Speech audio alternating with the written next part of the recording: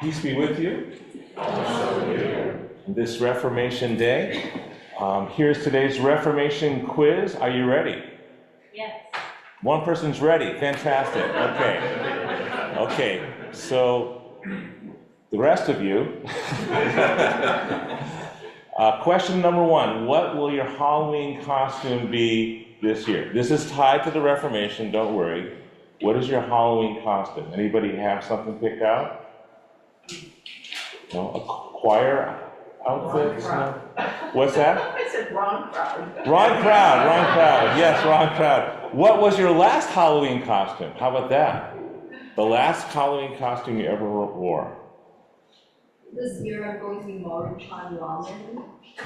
I don't know who that is. Oddly specific, but Right. Ramen. Ramen. Ramen pack. The 10-cent ramen pack. Oh my goodness, that's fantastic. Wow. it's not super impressive because you can buy it on Amazon, but it's a hoodie and track pants that are all Maruchan Ramen, which is one of the lowest grade ramens. One of the lowest grade ramens. Okay. Okay, so Grace, you're going as a low grade ramen. Okay. My granddaughter Quinn's going as Muffin. Do you know who Muffin is? Yeah. So Muffin is a friend of Bluey and Bingo, but Muffin's the one that always gets into trouble. And I'm like, why did she choose that one? I think sometimes the choices we make show our hopes and our fears for ourselves and for those around us. I was at a dance party Halloween because I'm starting to do some dance right now, and I went as have you ever seen the Jim Carrey movie, The Mask? Yes. So there's a dance in there. Basically, a very shy person, Stanley Ipkiss, doesn't get much done, but he puts on this mask. It's like a refuge. He finds courage to battle corruption in the city, to win his woman, to make everything go well. So all while he's dancing at the same time. So that was fun. But it's all tied into Reformation, because why do we celebrate Reformation Sunday at this time of the year? Martin Luther. Martin Luther is a great answer, but why? Why Martin Luther? Because he nailed some stuff to a door. He nailed some stuff to a door, and what was the day that he nailed stuff to a door? What's that? All Hallows Eve. Mary Alice rescued us with a candle and with the answer here today. Thank you so much. All Hallows Eve, which in English now we call All Halloween, the hallowed evening before All Saints Day. That's when he put 95 ideas on a door in the Wittenberg Church, and wanting to reform the church, wanting to embrace it and take it into the new age. He was taking on basically the entire power structure of the Holy Roman Empire in doing that, and made himself enemies of the two most powerful people in the world, the Pope and the Holy Roman Empire, the Holy Roman Emperor. But he wanted to say, no more distant experts telling us what to believe, no one getting in the way, have the Bible in your own language. And Rob could have read it for us in Latin today. And the people in Germany in 15th, they didn't really speak Latin, only the highly educated peoples spoke Latin. Also changed the music. Instead of having just Latin Gregorian chants all the time, Luther took tunes from the inns and taverns of the time. That's where A Mighty Fortress Is Our God, the melody from that came from maybe a song in a tavern. A little bit like maybe taking a Beyonce song into worship. We'd be singing Beyonce today. That would be a kind of a shock. So people were very upset with Luther at the time. And so this was all that he was doing to reframe, to reform the church, to help it from going down the wrong path. And he made a lot of enemies while he was doing that. So, question number 3. How are you doing so far in your quiz? Mary Alice is doing very well. Okay, so question number 3. Listen, what time period am I describing? The weather seems wacky. Crops have failed, leading to famines. Wars threaten the stability of Europe and the Middle East. Recent pandemics have struck, killing millions worldwide, and the world seems to have gone crazy with fear. What is the time period I'm describing, Mary? The last days, the end times. And some people, give me the time though. Nobody knows that will come in. Okay, so you're thinking this far in the future. That hasn't happened yet, you're saying, okay. But it's gonna happen soon. Yeah, so- Don't give a date on it. So let's give a date to it right now. And do they have ideas of dates? November 5th or 6th? What's that? Okay. November 5th? It could get, maybe it's coming up. Maybe we're gripped by fear right now. Maybe it's like, am I describing the world today? Yeah. Oh, yeah. It seems to be that way. Yeah, so there's a horrible conflict going on in the Middle East today. And in Europe, there's in June, and the United Nations declared that 5 billion people are at risk of starving right now, today in Sudan. Another 25 billion are also at risk. Russia's deadly war in Ukraine, this grinding war of attrition. This past year, less than 1% of land has changed hands, and yet the war kind of grinds on. It's just horrible, horrible war happening there. I'd spoken with 2 people who have come here from Ukraine recently, and they're very fearful about the election or maybe being sent back. They don't know what their future holds for them. There's a lot to fear about the November 5th elections right now. So maybe I'm describing the world right now. Fears over control of bodies, of women's bodies, of lots of things, like immigrants, inflation, the economy, jobs. You could say that 2024 is a world gripped in fear. But the words I read for you were the words used to describe 1517, when those 95 ideas were posted on a church door to try to address the world situation of fear, total paralysis. That's what was happening. The Ottoman Empire was at the gates of Vienna at that time. Christianity was about to be wiped out in Europe. There was violence was common. There was massive power struggles going on. And just before Luther's time, plagues had struck and killed millions of people across Europe and the known world at the time. In 1517, the world was gripped in fear. And so Luther's question was, where do we find hope in a world gripped by fear? He looked to Psalm 46 for one of his answers. God is our refuge and strength, a very present help in trouble. Therefore, we will not fear. We will not fear though earthquakes and shifting land, mountains crumble into the sea. Let the oceans roar. Let the mountains tremble. Psalm 46, we will not fear. We will not fear. And Psalm 46 was written around the year 800 BC, Jerusalem threatened by its enemies, and the Psalm's language about mountains shifting and waters roaring, it was describing the politics of the time of Israel and Judah being overrun again and again. In famine, refugees on the road, war. The Psalm writer's world of 800 BC is also a world gripped in fear. And I love the fact we sang wade in the water today. The Psalm 46 is lots of imagery of water. I don't know if you caught all those water imagery. Mountains collapsing into the sea. That's a pretty horrific water image right there. So outside of the city, Psalm 46 says, outside of this refuge and strength of God, there's chaos The waters are foaming, and even mountains are crumbling. But the other image, it says inside the gates of the city, inside God's refuge and strength, there is the river of life. It brings joy wherever it goes and feeds and nourishes people. So outside is chaos and destruction, fear, and inside is refuge and strength and the power of joy and love.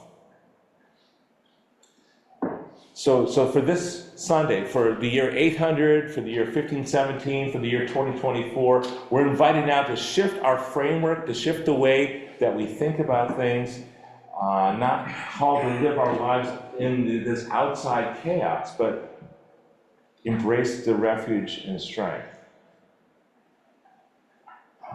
My question is how? How do we do that? How do we live inside of the city when, love, the power of God's refuge and strength? I don't know about you, but it seems pretty weak today. Pretty weak. Above our church doors are what is the words in stone on our church? Love never faileth, and that's from the Bible is the correct answer. Yes. Good. Love never faileth is from the Bible. Yes. A few different places. Most particularly from, I'm quizzing you all the time today. So Corinthians? Corinthians is a good guess.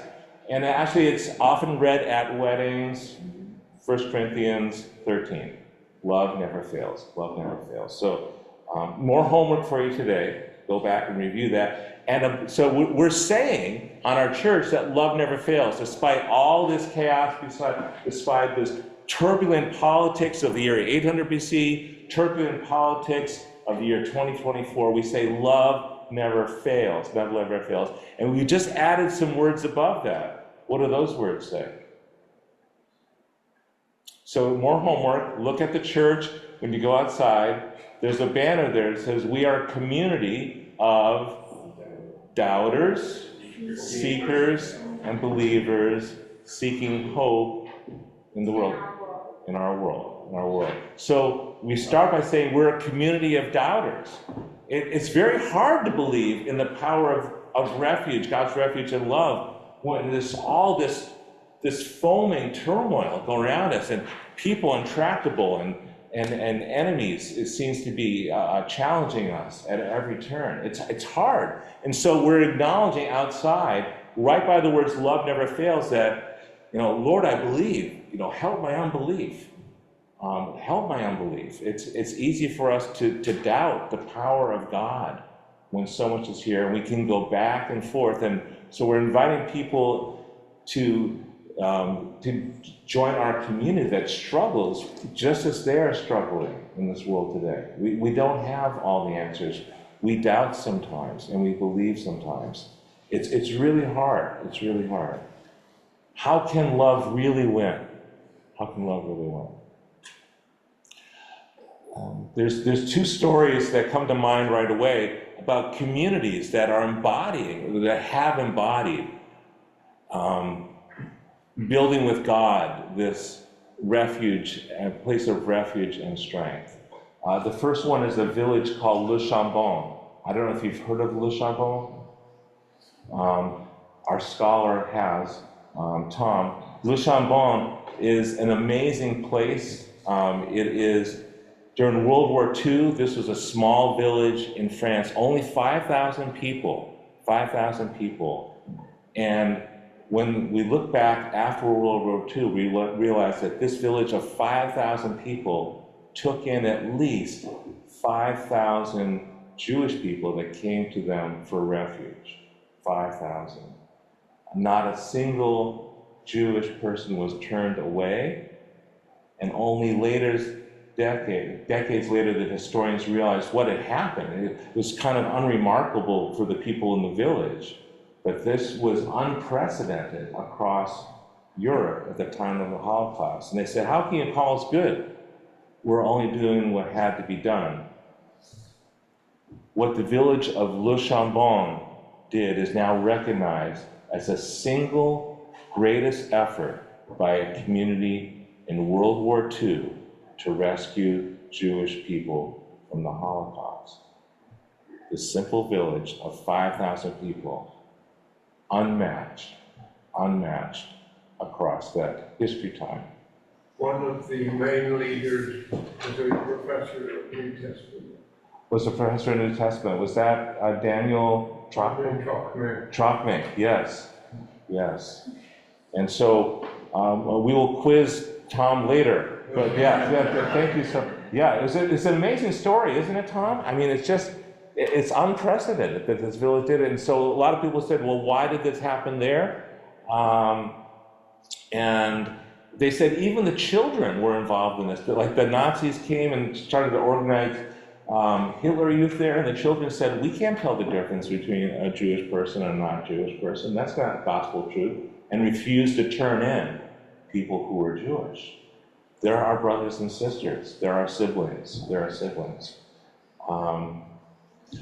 One thing that is pointed to is that there was a clear message being preached by the pastors in Le Chambon. They said, and their particular history, they had been persecuted a lot in history. They were the Huguenots, the Protestant, French Protestants, and they said, we know what it's like to be persecuted, and we know what's happening here, and so we're going to take in these refugees. We show up for people who are being persecuted. And the second thing they said is we follow the way of Christ. We will engage in resistance, nonviolent resistance to empires that are doing harm, that are bullying, and we will protect those people. Even when 20 of the young people were taken by the Gestapo away to concentration camps, they refused to give up anybody. It's an amazing story. The community of Le Chambon practiced in their life, living in God's refuge and strength, while the world was, racked by the waters of fear.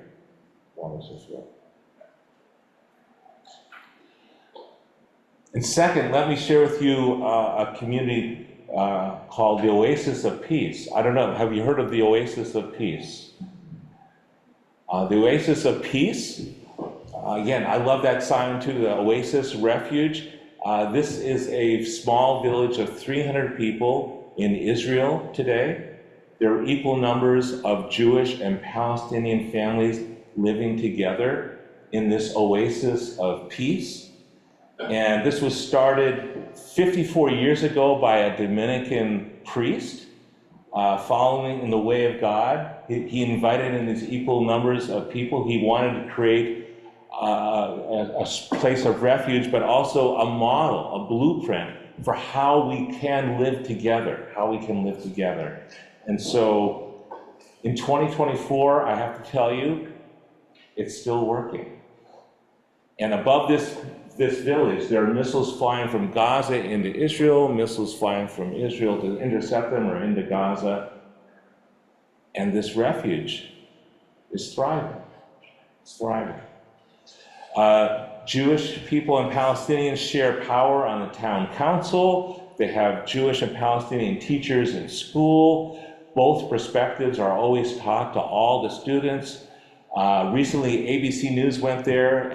This past February, they interviewed a couple of schoolgirls there, 12-year-old girls. A Jewish student, Ahava, is best friends with a Palestinian student, Aya. And Aya told the ABC News reporter, she is close to me.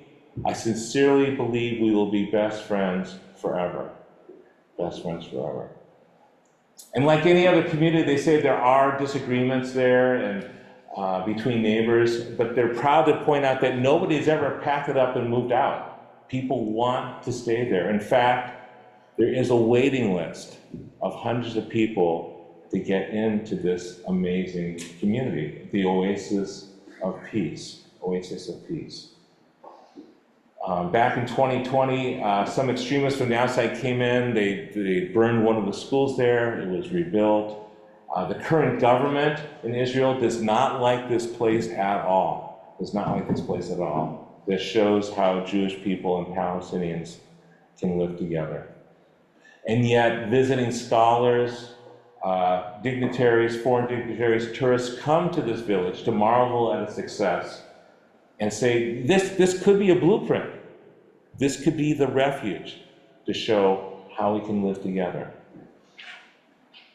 So this oasis of peace, created by a Christian pastor, that Dominican priest 54 years ago, continues to practice the ways of God's refuge and peace. And so this is not something that happens magically. We are invited to co-create, to co-build with God places like this, places like this.